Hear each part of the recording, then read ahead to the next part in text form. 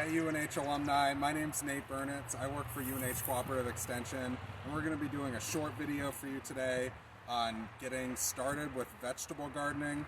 We have a lot to talk about in a pretty short amount of time, but we're going to be going over everything you need to get started, from where to garden, to what to garden, to how to keep your crops going strong all the way to harvest and getting into your kitchen to cook them up.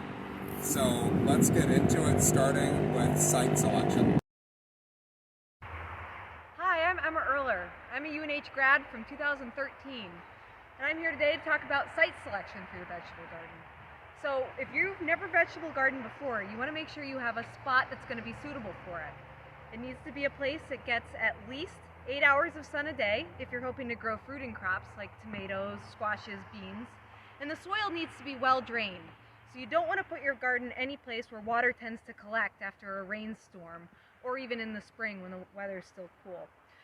When you're looking at the actual soil in the vegetable garden, it's hopefully going to have some organic component to it. A lot of soils in New Hampshire tend to be fairly sandy, so you may want to incorporate some compost before you get started. And ideally, you're going to do a soil test. So right now, our soil testing lab is closed, but you can get a home soil test kit to at least test the pH of the soil to make sure it's in a good range for vegetable plants, which is going to be between 6.5 and 6.8 or so. Last thing you want to consider when you're choosing where the garden's going to be is how close is it located to water. Vegetable plants are pretty much always going to need irrigation in the summertime. So if you have a hose bib nearby, or if the garden's fairly close to the house, then you know you're going to be able to get out there conveniently to water. It's Nate again. Not everyone has a place where they can grow in the ground. Maybe you did a soil test and the soil just really isn't, the quality that you're looking for. Maybe you don't have the space, whatever it is. Maybe renting an apartment, or you decide what works best for you is either growing vegetables in containers or maybe actually starting a raised bed. So let's talk first about containers. You're going to want to get really high quality potting mix with not a lot of bark products in there. You really want something that's going to drain well, that's light. So when you go to the store, don't skimp on the potting mix. You really want something high quality that has great drainage, that's not going to promote root rot for your vegetables. You really want containers that have at least 12 inches for the roots of your annual vegetables to develop. You should use fairly decent sized containers. If you look at the seed packets or instructions on the starts that you're going to get, you're going to notice they're instructing you to do pretty good spacing between your vegetables. It's hard to imagine when you're putting those seeds in or putting those starts in just how much room they're going to need, but go for bigger containers. And of course you want to make sure those containers have drainage. Let's talk about raised beds, which are an excellent option. You have a few more options when it comes to raised beds. What we really like is a mix of loam and compost, maybe 70-80% loam, 20-30% compost. You can go with a potting mix too, but just keep in mind it could get pretty expensive to fill raised beds that way. In terms of materials, you're going to want to go for a non-pressure treated wood or even a plastic composite material. And you're going to want those raised beds again to give you at least 12 inches for the depth of your vegetables, with a little bit of a lip at the top. Where can you put those raised beds? One really good option is in maybe a part of your yard, of your lawn. You can just put down some cardboard and then plop that raised bed right on top. You can buy raised beds, again kind of expensive, or you can make them pretty easily. You just need to hammer and nails, put that wood together. So you go ahead and fill up that raised bed with your potting mix and compost, and you can get started right away. All right, that's all for containers. Once you've decided whether you're going to grow in the ground, in containers, or raised beds, then you have to choose what you're actually going to grow. Vegetables in New Hampshire can really be broken up into two different groups: your warm season crops and your cool season crops. So cool season crops are things like kale here that I have in my hands, or lettuces, potentially beets, maybe some of your other root vegetables, or any of your other brassicas. So these plants can actually be started in the garden before it gets warm, before it warms up yet. So you can still have a chance of frost potentially. You can get kale in the ground oftentimes, if you're in southern New Hampshire, as early as the end of March, possibly the beginning of April. Now, if you want to grow crops like tomatoes, green beans, squashes, these are plants that do not tolerate really cold temperatures. They'll actually be damaged if they are exposed to cold or frost. So, if you're going to grow those crops, you're either going to need to start them from seed yourself, so you can start them indoors in advance so that you have little starts to put out in the garden, or a lot of times you can pick up everything that you need from your local garden center. So whether it's tomatoes, peppers, squashes, you can get them right there. Another option is to start the plants directly from seed in the garden. So for example, sunflowers, they're not necessarily a vegetable, but sunflowers, squash, beans, these are all large seeds that are very easy to directly sow in the garden, and you don't need to start them indoors. The same goes for a lot of your root vegetables. The roots will actually turn out better if you plant the seed directly in the garden, as opposed to trying to start it indoors in a pot, because you might end up damaging that root when you go to transplant it. But you want to make sure, whatever you choose, that you're picking things that you're actually going to enjoy eating from your garden. There's no sense in growing it if you know you don't want it. In terms of how much you plant, if you're in containers or raised beds, you're a little bit more limited. But if you're in-ground gardens, plan for how much you're going to want to eat fresh during the season, and maybe you might want to grow a little bit of extra if you're hoping to preserve some of the harvest to enjoy over the winter. One thing you can't forget about is support for your vegetable plants. Some plants really need support in order to keep the fruit off the ground and to keep them healthier throughout the growing season. Examples include tomatoes, also squash, and of course beans, so you should know what you're growing.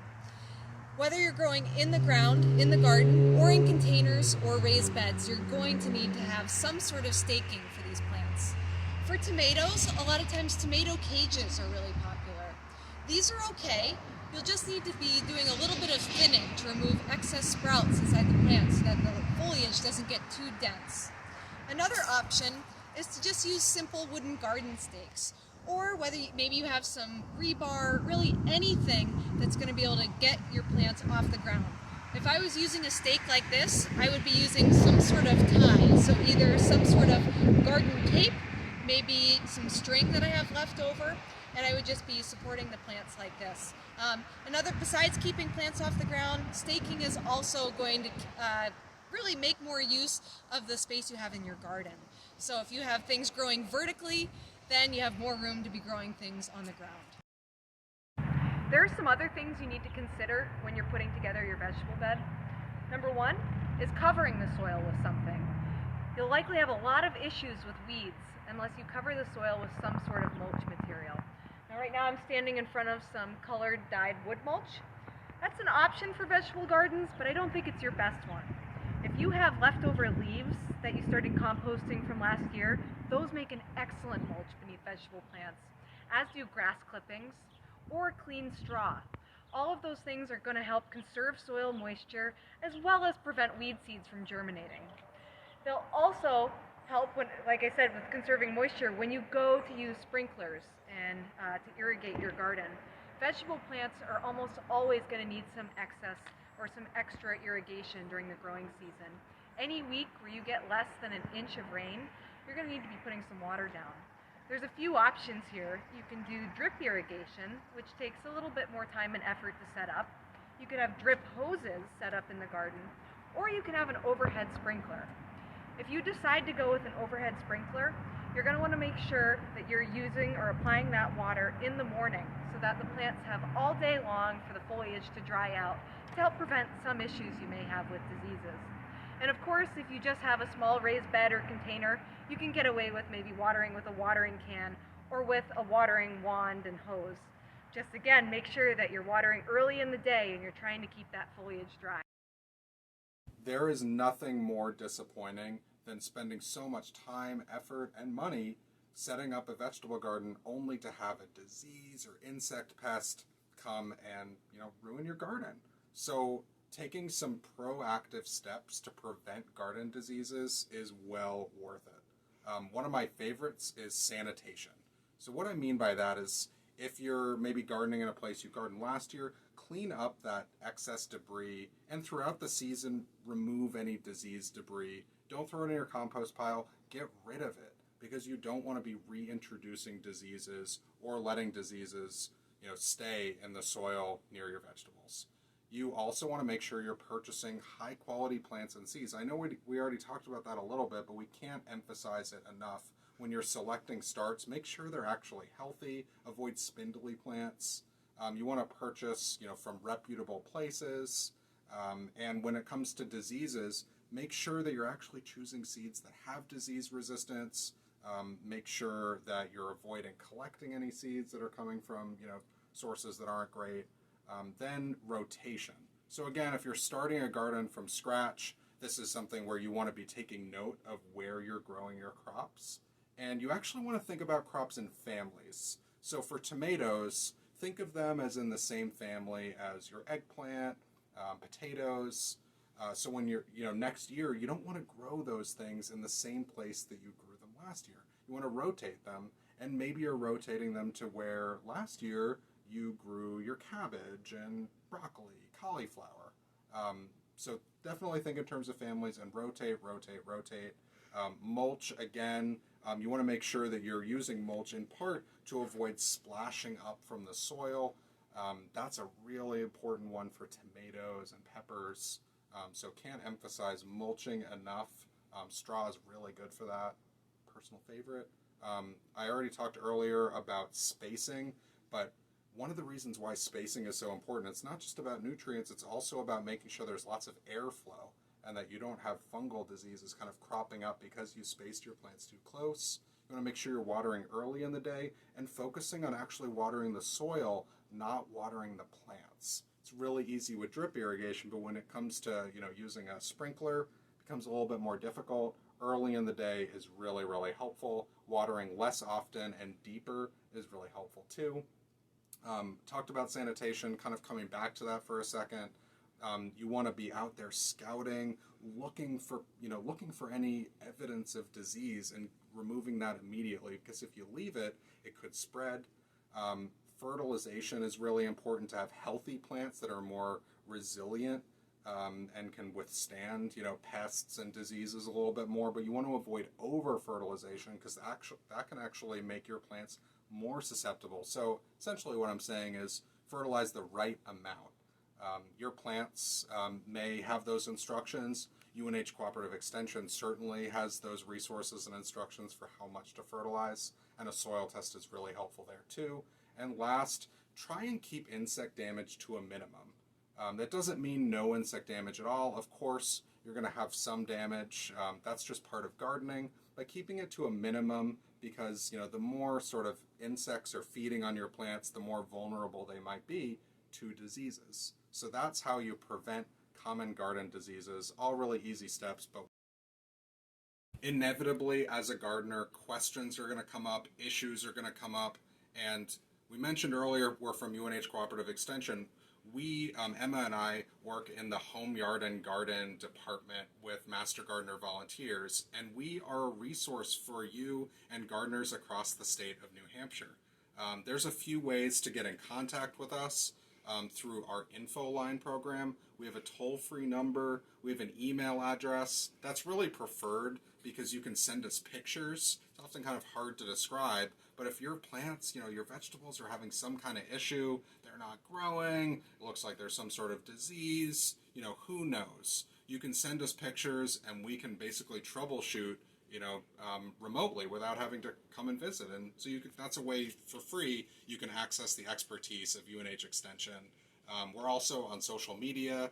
You can find us through at Ask UNH Extension, where we're constantly posting resources that are relevant to the here and now for gardeners in New Hampshire. And we have a monthly newsletter, New Hampshire Outside with Emma Erler, which you can subscribe to on the UNH Extension website. Lastly, I would just suggest browsing our website. Go to extension.unh.edu/askunh-extension, and you can look at all of our blogs and fact sheets on topics like vegetable gardening, growing fruit, trees and shrubs, and so much more.